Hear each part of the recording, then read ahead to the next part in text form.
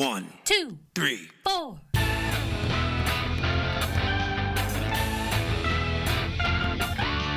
Monster movie. Fun time, go! Monster movie. Fun time, go. Monster. Movie. Fun time. Go! Monster movie. Fun time, go. With Precious D and Honey Bee. Fun time, go! Ladies and gentlemen, boys and girls, friends and neighbors, welcome back to Monster Movie Fun Time Go. 31 Days of the Dead. Day 20. We are continuing our 31 Days of the Dead with my guest today, A. Lee Martinez, award-winning author of such things as Constance Verity Saves the World. Is that the most recent one? Oh, the last one was Constance Verity Destroys the Universe. Destroys the Universe, right? Yeah. And Gil's All Fright Diner and many other fine works of art. Welcome back to the show, Lee. Thank you for having me. So today, folks, if you're somehow joining us for the first time, we're doing zombies this year. Normally we talk about kaiju movies, and then in October I lose my mind and decide to do an episode every day in honor of Halloween. And the theme this year is zombies. And Lee and I are going to discuss the film Valley of the Dead, which is on Netflix. It's a Spanish movie, and the Spanish title is Malnazidos, which appears to be a take on a twist on the word malnacidos, which means swine. But they put a Z over the C because of zombies, I guess. So, because I tried to look, I don't speak Spanish, even though my last name's Lopez. I tried looking that word. I don't speak Spanish, even though my last name's Martinez. So you're good. Exactly. couple of Americans here. So anyway, I that's what I figured out. Of course, they've changed it to Valley of the Dead in English because that'll make you think of all the other zombie movies that you know and love. Well, plus pun doesn't really work in a different language, right? Yeah, exactly. Yeah, it's some kind of I don't know what it said malnacidos means swine, informal, but I don't know what the cultural connotations of that is in relation to either zombies or participants in the Spanish War or any of that. So there you go. It's a Spanish language film. It is from 2020 and 2022. There's two different release dates here. So I think there was a limited release in 20 and then released in Spain in 22. Okay. Yeah, some film, Sitges Film Festival was the pre-release. Who's the director? The director, it's based on a book too that has a third title that I don't remember at the moment. It's directed by Javier Ruiz Caldera and Alberto del Toro. As far as I could find out, he's not related to Guillermo del Toro. Okay. I couldn't find anything that said they were related. And the cast is Mickey Esparbe as Jan Lozano, Ora Garrido as Matacuras, priest killer in English, Luis Callejo as Sargento, Alvaro Cervantes as Mecha, Jesus Carroza as Uriel, Maria Boto as Sor Flor or Sister Flor, Daphnis Balduz as Comisario Politico, that's the political officer. Yeah. Manel Yunel as De Cruz, Moad Gazwan as Rafir, Sergio Tarico as Brodsky, and Francisco Reyes as Commander de la SS. So, Lee, what did you think of Valley of the Dead? Well, so I am not a huge zombie fan, generally speaking. I find the movies to be a little repetitive, and even the literature to be a little repetitive. So This was fine. I liked it. But I was thinking about like how to talk about it because we did last year. We did The Beast Must Die. Yeah. The werewolf movie. And one of the things about The Beast Must Die is, as we talked about, it's a very weird movie that's got like these weird ambitions and also has a lot of strange things in it.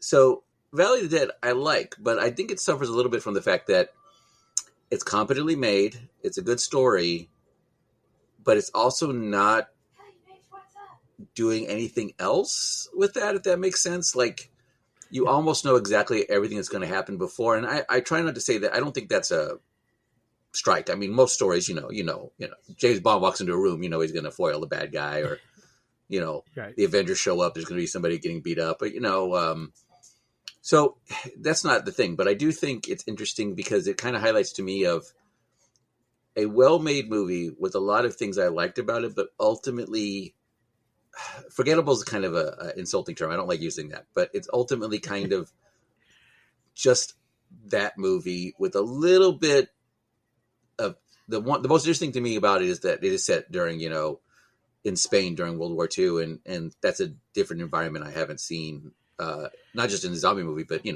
as American, I haven't seen a lot of movies set in that particular time at that particular place. Yeah. That's one reason I chose it.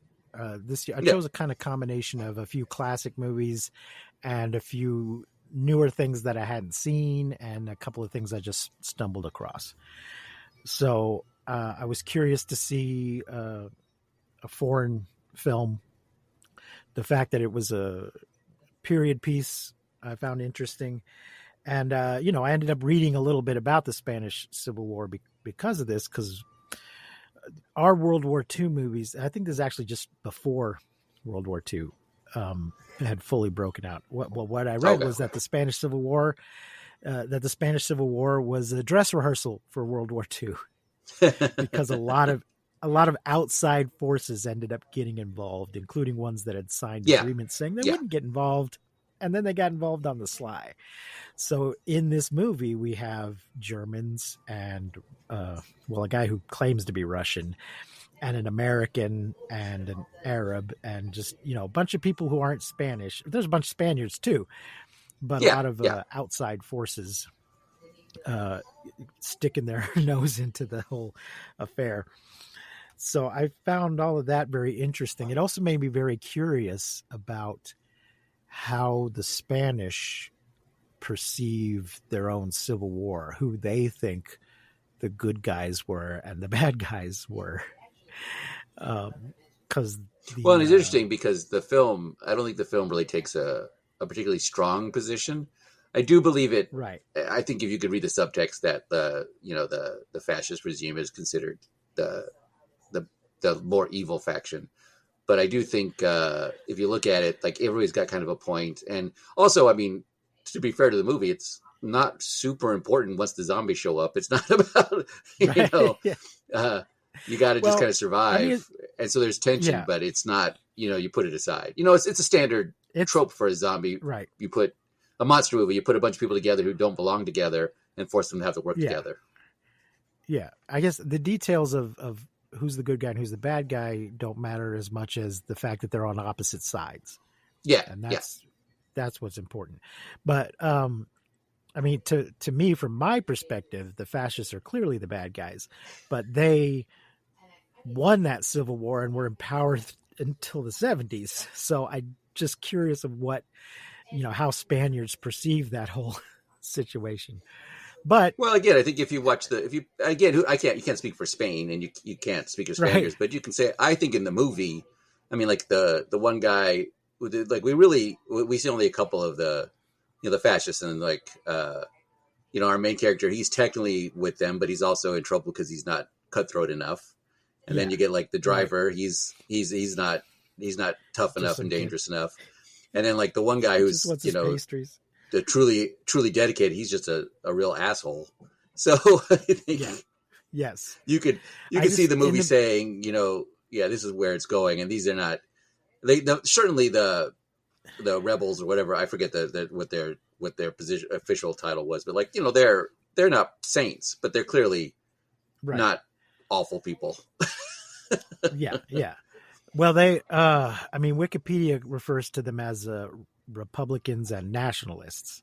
Oh yeah, In the that's right. movie, Yeah. In the movie, the nationalists are being constantly referred to as the fascists, Yeah. and I think Yeah. they just call the Republicans Reds. Yes. Implying that they're all communists, but I think a lot of them were communists, but they weren't necessarily all communists. They just weren't. Each side had a kind of a combination of political groups that were Well, and also language that were opposed to the other groups. Yeah, well, and also language, right? Like some things don't translate directly. Like it's easy to think of like the Reds, but it doesn't necessarily translate culturally to. It's not definitely not universal.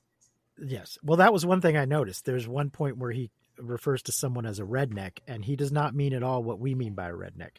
No, that is where our term redneck originally came from. This refers to communists wearing a red scarf around their neck are rednecks, which is not what we mean in this country now. Yeah, but it's my understanding though that even our term originated there, but then it mutated over time.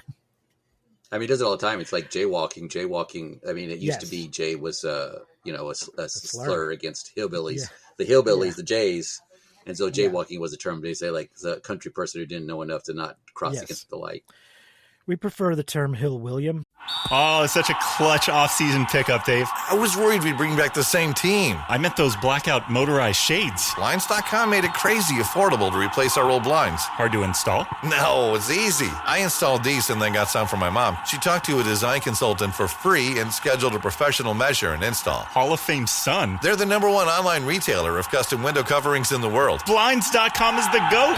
Shop Blinds.com right now and get up to 40% off select styles. Rules and restrictions may apply.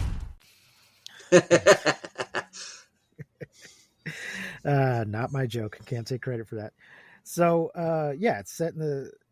I guess ultimately though, the nationalists are the ones allied with the Nazis, so that does tend to, which they are in this. It's hard, when the Nazis show up. It's hard to be like, well, they're not that bad.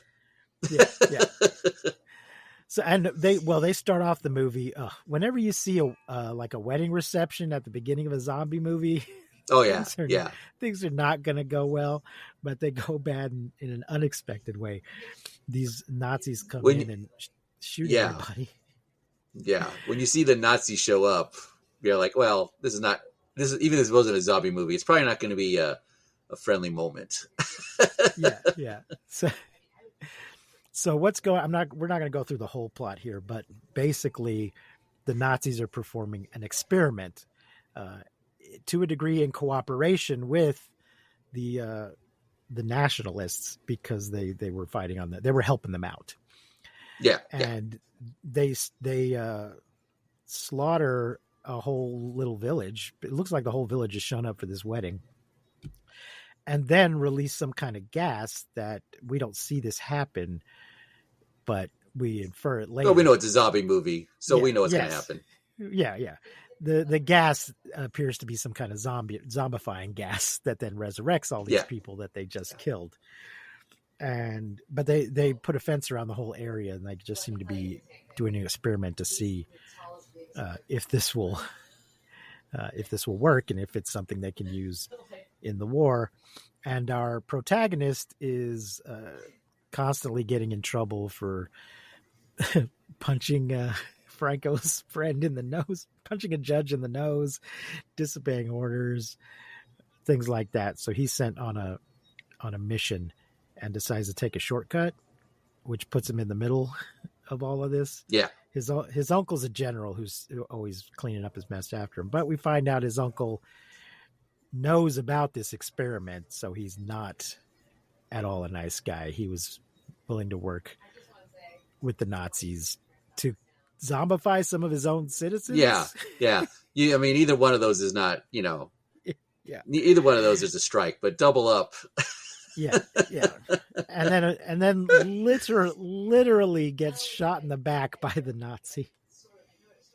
You just can't trust those Nazis. I don't know what to believe in anymore. I know. It's so disappointing. I was so disappointed in the Nazi that scene though. The Nazi in the movie, like the leader, guy is Yeah. so tall. Yes, Uh, yes. Like, and That- I mean, I was a little disappointed because he's so tall, and you're you like, don't oh, you're setting up for like a cool, final boss. Like he gets Right. zombified, right. and he it just the guy doesn't go anywhere. And I was disappointed Yeah. by that because I'm like, especially because I think the guy who's playing the leader of the nationalists, like he's not a short man, but he's not a tall man. So it's like Right. that scene is like he's just so much taller, and I was like, they're setting up for. I was ready for it. I was like, oh, I'm excited for them to have to fight the giant Nazi zombie, Right. but it doesn't Yeah. happen.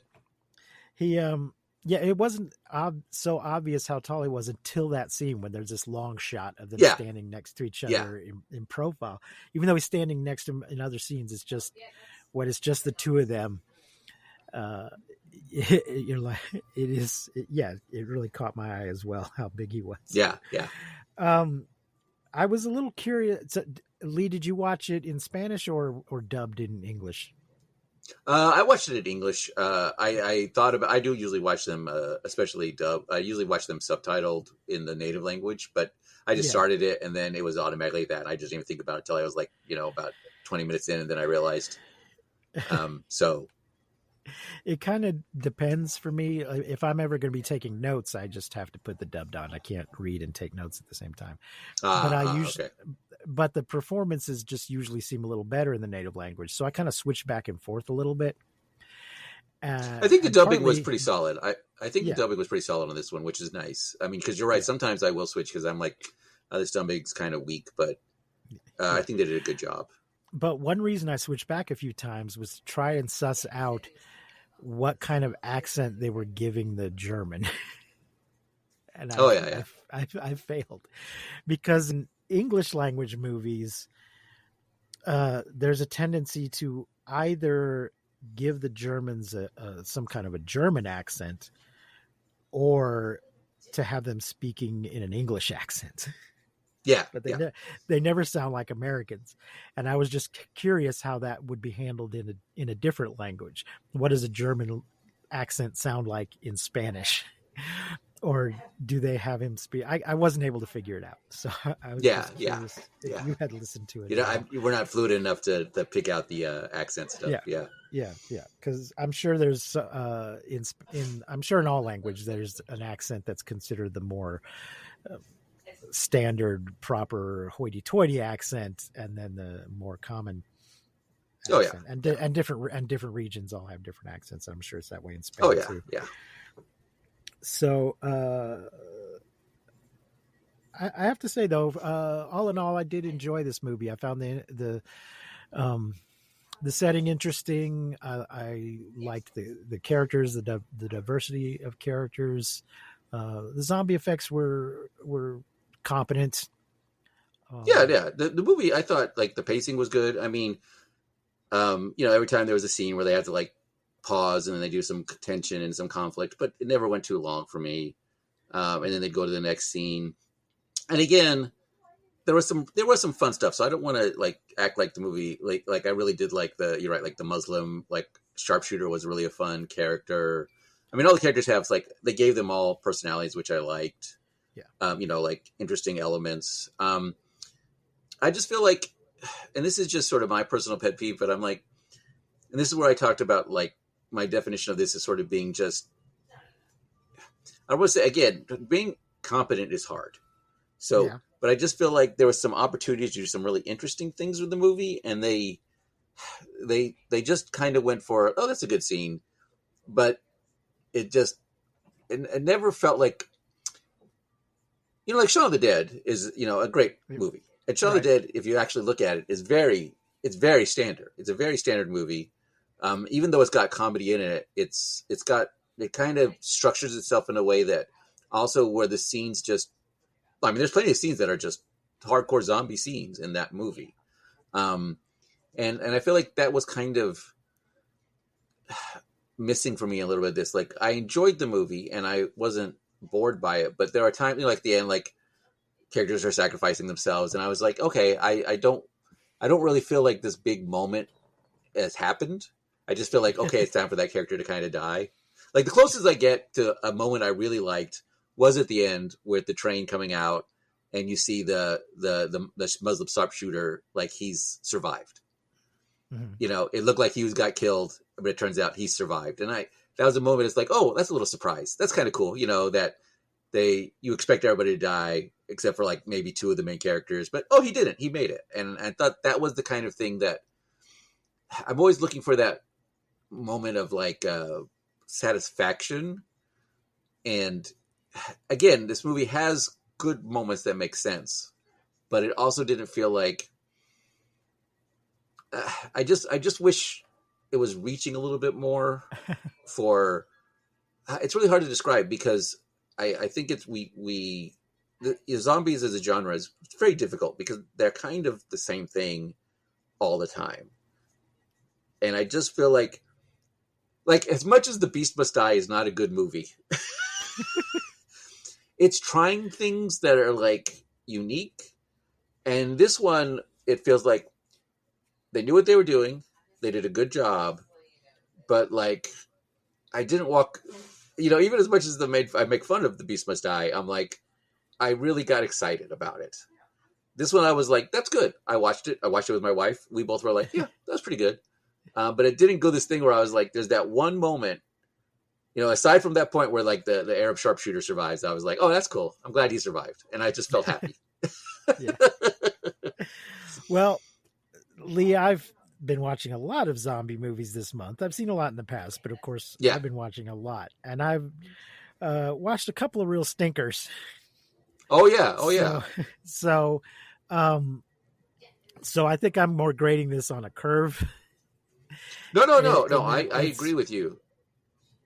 And one thing, I mentioned this in other episodes, but that long ago, in regards to some movie, Roger Ebert was comparing zombies to vampires, and how in vampire movies you have an interesting vampire, and that's kind of the most important thing. But in zombie movies, the zombies themselves are not interesting, so it's important that the zombie fighters, the people, the protagonists are interesting.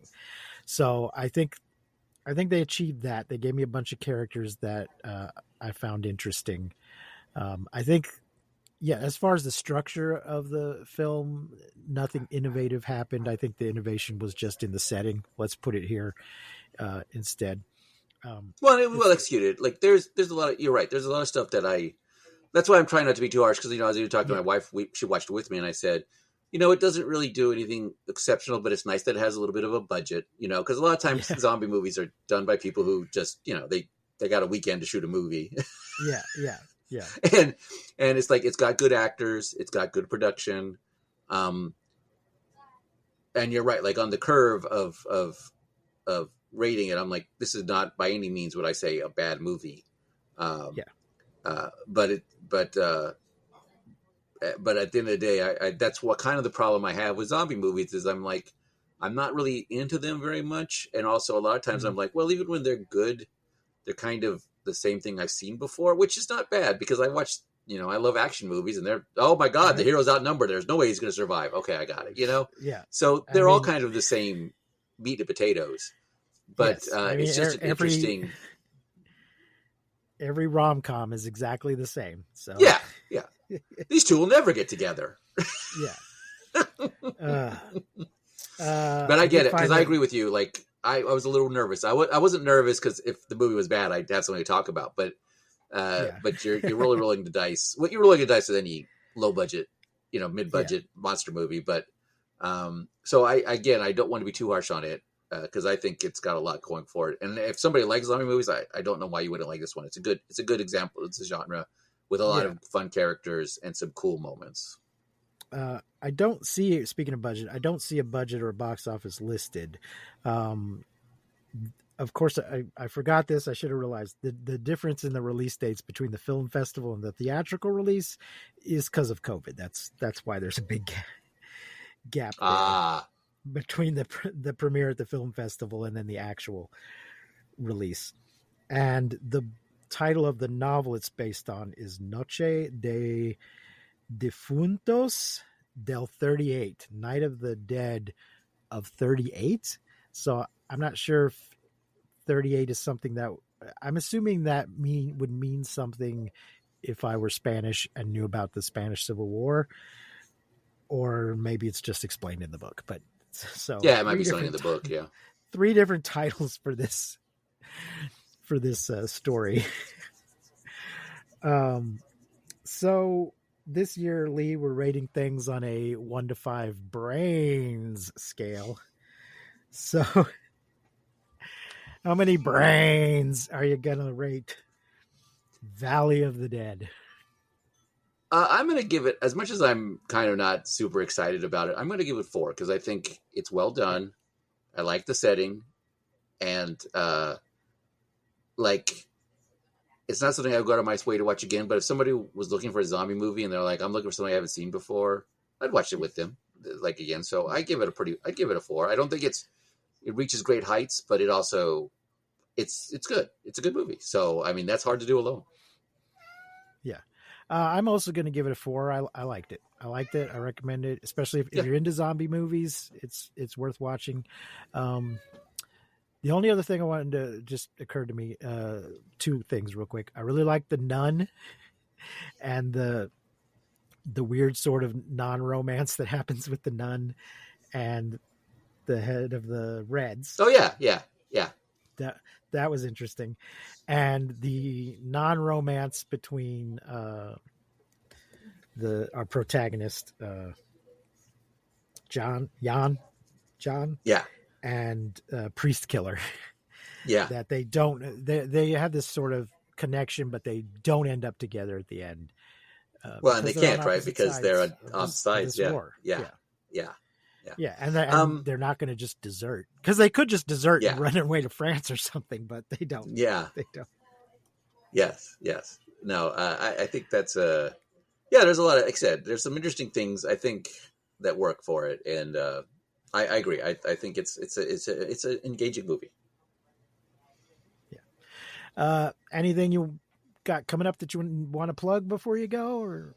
Not really. I mean, I just sent my new book out to my agent, but it's going to be a while before that comes out as a book. And okay. Other than that, I'm just plugging along. All right. Well, there's going to be Fairy Destroys the Universe was the last book that came out like a year or 2 ago. So if you can buy my books, there you go. Yes. Well, there'll be a link to your website in the show notes, and I do recommend Lee's books, folks. If you haven't read them, check them out. They're good. They're a lot of fun.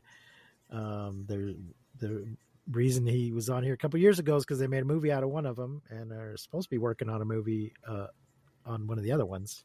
They were, but I think the writers and actors strike kind of killed it. I mean, it killed a bunch of things. So why wouldn't I? I mean, I knew a lot of other writers who had things in the works that got killed. I mean, I am pro the writers and actors strike, so I'm not down on it. Right. But it did sink some things. Right. But you never know. Things you never know. Linger, and then suddenly they come out, and you're like, oh, I didn't know that was still happening. So fingers crossed, because I think that will be a good movie. You can't see me. They can't see me on the podcast, but I'm crossing my fingers for me. He's got his fingers crossed. Well, Lee, thanks for joining us again. And folks, thanks for listening to us. Remember, please, to like and subscribe and rate and review and all of those things. If you want to support the show, we're on Patreon at patreon.com/MMFTG. Until next time, I have been Precious D. My guest has been A. Lee Martinez. Remember to keep calm and take shelter in basements. Please don't misuse science. We won't see you, but you will hear us next time on Monster Movie Fun Time Go. You've been listening to Monster Movie Fun Time Go. If you enjoyed the show, please consider rating and reviewing us on your podcasting platform of choice. You can leave us a message and find links to all our things at mmftg.com.